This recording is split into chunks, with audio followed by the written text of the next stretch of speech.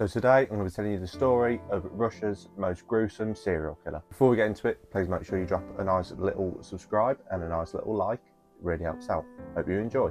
So I'm just editing the video at the minute and I just realised throughout the whole video I was saying his name completely wrong. I was saying Chicolato when it's actually Chikatilo. I did know that previously, but I obviously just had a different name stuck in my head and that's the name I went with. So let's get back into the video. The story of the Red Ripper begins in 1936 on the 16th of October, where a baby boy was born in a small Ukrainian town called Yablinchnik. The baby boy went by the name of Andrei Chikalato, and growing up in the late 1930s was a very tough time in Ukraine, as it was becoming like the aftermath of the Great Famine. And during the Great Famine, a lot of people were extremely poor, like no one had any food to live off, so a lot of people resorted in torturing and murdering different civilians in a Yablinchnik, and they would murder them and eat their bodies. His parents were extremely poor farm labourers, and they lived in a single bedroom hut. So basically it was just like a shed, and like the one room was their bedroom, which meant that Andrei, his mother and his father all had to share one bed. However, Andrei was a frequent bedwetter because which was found later on in life, that he had significant brain damage which affected his seminal and his bladder emissions. But because he was a frequent bedwetter, his mother would beat him for his punishment. Whilst Andrei was still very young, his mother would always remind him, partly as punishment for his frequent bedwetting, that before he was born, his brother was kidnapped and murdered by their neighbours and was eaten. Then not long after Chicolato was born, his father was drafted into the Red Army, forcing him to leave behind his wife and Andrei behind, and their hut was located directly in the centre of the crossfire of the German Blitz. Then in 1943, Andrei's mother gave birth to his baby sister, but during the timeline of the sister's birth, it can't have been conceived by his father, due to he was out at war fighting against the Germans. This left people to theorise that his mother was taken advantage of by a German soldier, and given the size of the hut that they lived in, Andrei would have had to have watched everything that had happened. This would only have added to his trauma of growing up. Chicolato was also a passionate reader, with his main interest being in books about the Germans and the way they tortured and murdered their prisoners, which again may have been a source to his actions later on in life. His brain condition dramatically affected his romantic life, because he was unable to perform intimately with his first partner, which left him humiliated. Then adding to the humiliation, his first partner split up with him. Then she went round and spread the rumour about Andrei's lack of capability to perform intimately. Then in 1957, this is when Andrei started his compulsory military service. So he's first sent to Central Asia, where he served as a border guard, and then after that he was sent to East Berlin to serve in the KGB communications unit. And then once he'd finished there, he then joined the Communist Party until he finished his compulsory military service in 1960. Once he completed his military service, he went on to be a telegraph engineer near Rostov, and then in 1963 he would meet his wife, who was called Feodosia, who he was introduced to by his younger sister. Though they had a very minimal sex life, they still conceived a son and a daughter.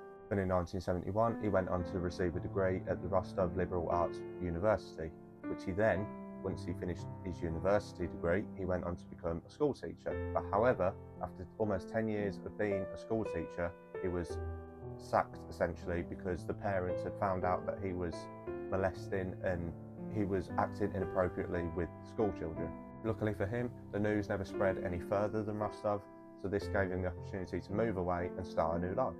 Then in 1978 he accepted a role in Shakti, which he had to move on his own. I'm not sure the reasoning as to why his wife and 2 children had to stay behind, but yeah, at first he moved alone and his wife and children were still up in Rostov. But while he was living there alone, this is when his paedophilic fantasy really started. So he started off by buying a small hut located just off a street near one of the bus stations, which he said was a perfect place to do anything he wanted to do without anyone seeing him. Then on the 21st of December 1978, shortly after his mother died, he abducted a 9-year-old girl called Yelena and he stabbed her to death. And during the stabbing of this young girl, he used his man fluid, and he said that this gave him a power that he had never felt before, and he loved power. His true intentions were to sexually assault her, but his impotency enraged him, so he proceeded with just stabbing her to death. And this is where his killing spree began. After he felt this feeling in 1978 by stabbing Yelena to death, he craved this feeling again 3 years later. So on the 3rd of September 1981, he found a young girl, the age of 13, named Larissa, and he started off by approaching her at the bus station, and he managed to convince her to come into the woods with him, where he proceeded to do the unthinkable.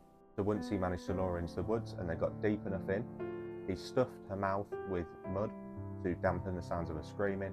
Then he grasps both of his hands around her neck, squeezes and squeezes until she stops breathing. Then once Larissa was dead, he went out to cutting out her uterus, which he later on said he enjoyed literally just chewing on the uterus. And then he proceeded with tearing away at her body, her flesh, with only his teeth, with one of her nipples being bitten off and ingested. So in the Soviet Union at the time, reports of sexual assault and murder were suppressed. So with the public not knowing the true nature of the stories, it led them to theorise that a werewolf was roaming around Russia and Ukraine and was murdering, torturing, tearing away young girls and boys for fun. So his murders weren't publicised until 1984. But during this time, he was suspected of killing 30 people, but once he was interrogated for numerous days, he eventually admitted to many more. Andrei was suspected of killing Yelena, as he was spotted with her shortly before her disappearance and her murder. But however, another man was tortured for answers, and eventually he admitted to Yelena's murder, which he didn't actually not murder Yelena, but because he was being tortured so much, I'd imagine he just wanted the torturing to end, then he was executed after he admitted. The police began starting to follow Andrei because he was spotted numerous times talking and just interacting with girls, like with young girls and boys at the bus stations, but like they had no reason to arrest him, so they followed him until they had a reason to arrest him, which eventually they did have the reason to arrest him.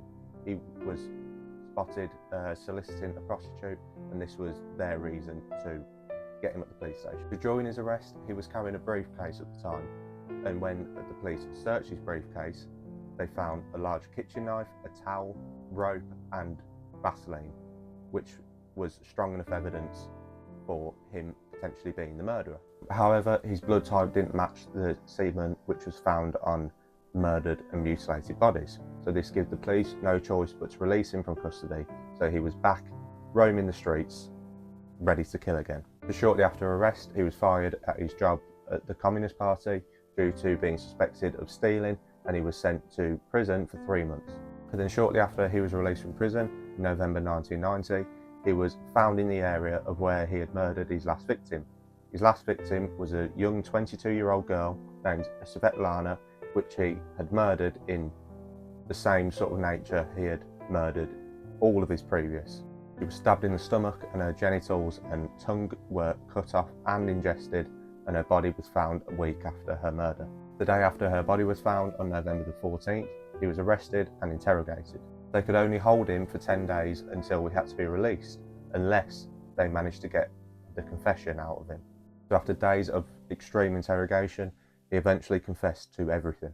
So at first, the investigators only suspected him of killing 30 people, but he admitted to killing 57 people. Then on the 14th of April 1992, 2 years of waiting for his trial, he was walked into the courtroom, placed into an iron cage.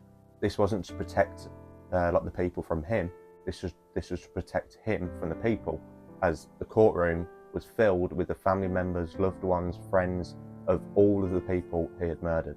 During his trial, his behaviour was quite unusual, as he pulled his pants down twice, faced the family members, swung his junk around, all while screaming, "I am not homosexual." Then he also went on to claim that he was pregnant, and even in some cases he started lactating.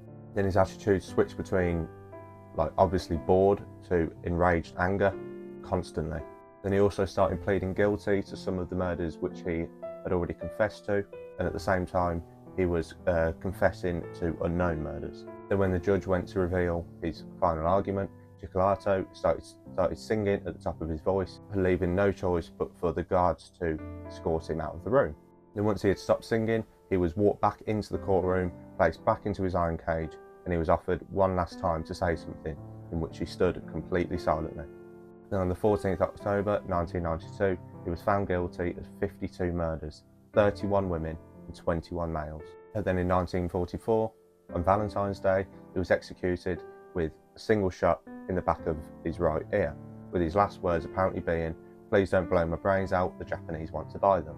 So Cicolato was obviously a very sick man from the moment he was born, really, with the surroundings, the upbringing, the way his mother used to beat him, his brain damage.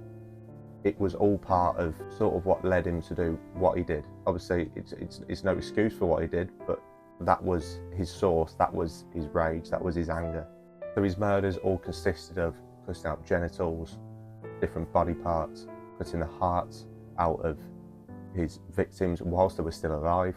Then he also would gouge out the victims' eyeballs because he believed that if someone is murdered, they will hold in the vision of their murderer, so he couldn't risk being caught, so he would have no choice but to gouge the eyeballs out and eat them. So that is the story of Andrea Cicolato, or also known as the Red Ripper. But yeah, thanks for watching. I'll see you again soon. Make sure you drop a little subscribe and like button and stuff, and comment if there's any people you want me to talk about. But yeah, thank you, goodbye.